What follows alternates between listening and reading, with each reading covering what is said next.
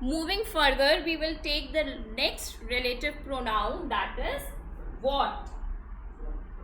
So far we have discussed who, that, which and whose. The next relative pronoun is what. And the relative pronoun what is used without a noun in front of it. It will not be used as the subject or the object but in front of the noun. For example, show me what you bought. Means the thing that you have bought. Show me that thing. I gave her what she needed. Here you are not able to understand which is the article which was purchased. You are not able to understand what is the thing or what is the article that was given.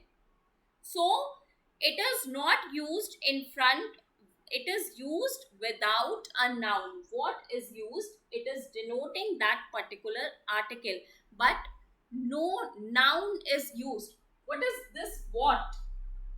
This what is that particular thing which is purchased.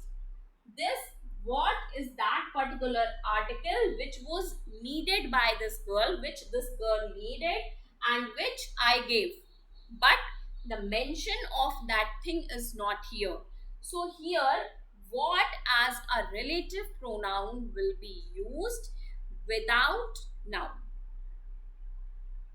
Now the next that we are going to discuss, actually it is not one, it is more than one, so we are taking them together. And the sixth point, where, when,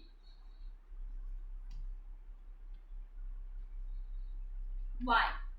Where, when and why, all these are the adverbs, and these adverbs can also be used as the relative clause for the purpose. Let's take the example for each one of these. First, where. This is the place where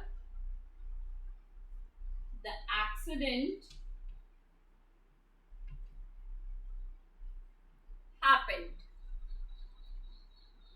This is the place where the accident happened. So here it is talking about the particular place where the accident took place. So although it is a adverb, but here we are using it for the relative clause. Next, we have to use then. When. Do you know when the meeting will start? So here this when is used for the relative clause, or otherwise you are aware that whenever we are talking about where, it means we are talking about a place. Whenever we are using the term when, it means we are talking about a time, any point of time or the duration of the time. The next one is why.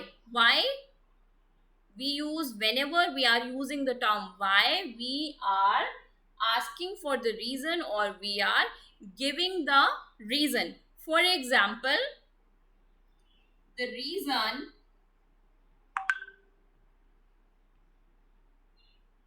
why she has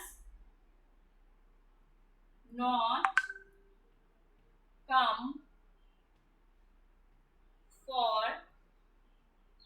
the party. The reason why she has not come for the party is not known. That the girl has not come for the party, so there must be some reason. So the reason why she has not come for the party is not known. Means we are not aware of the reason because of which the girl could not come to the party. So where is used for the place, when is used for the time, and why is used for the reason. So in this way we will use all these adverbs to form the relative clause.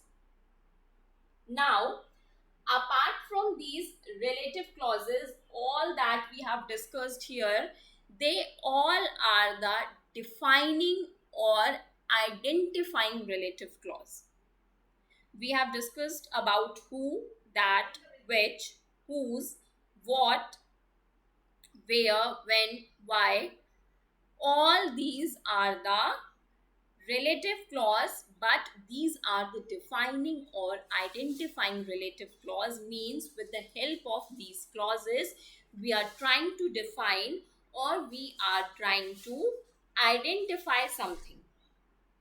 Now the another kind of relative clause is the one in which we will use the same relative pronouns, but that will not be the defining. For example, that is the this is the place where the accident happened.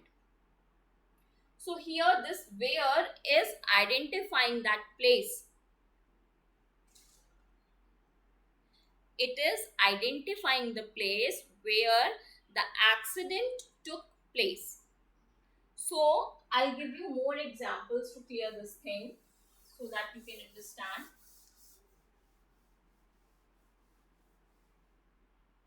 There will be two kinds of relative clauses.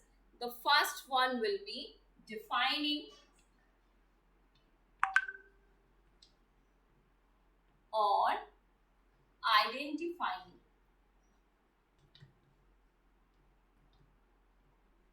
Defining or identifying. The second one will be non-defining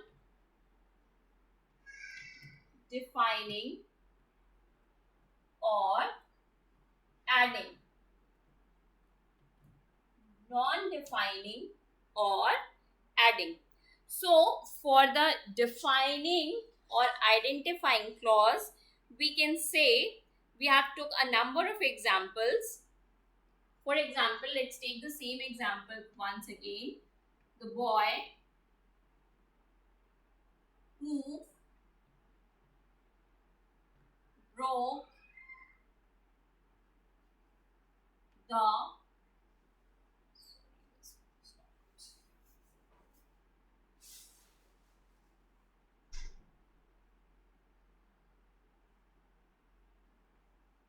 I gave her what she needed. So here you have to identify this why, this what. That what was the requirement of the girl that she was needing. So here it is the identifying clause. How we will take the non-defining clause? The man who came from Singapore can speak 6 languages.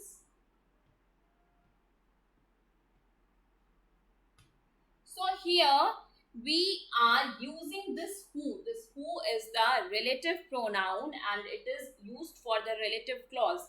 But here we are not identifying the person. Here in this particular non-defining clause, we are not trying to identify that person. We have already identified the person. We know about that person. But this thing can speak 6 languages. This is adding something about this man. So that's why this is the adding or the non-defining clause, because here we are not defining this person, we are not identifying this person. The person has been already identified, but we are adding something more about that person. The man who came from the Singapore can speak 6 languages. So we have already identified the man and we are adding, whereas here in the defining or the identifying clause, I gave her what she needed. So here we have to identify, we have to define this what, because nothing is used to show that what I have given or what is the requirement of that girl. That is why this is the defining and the identifying clause. And here the man has been already identified and we are adding something to the identity of that man, about the description of that man, that he can speak 6 languages. So this is the non-defining or adding clause. So in this way we have used all these relative pronouns in the relative clause. We have discussed about first who will be used as the subject of the verb or the preposition.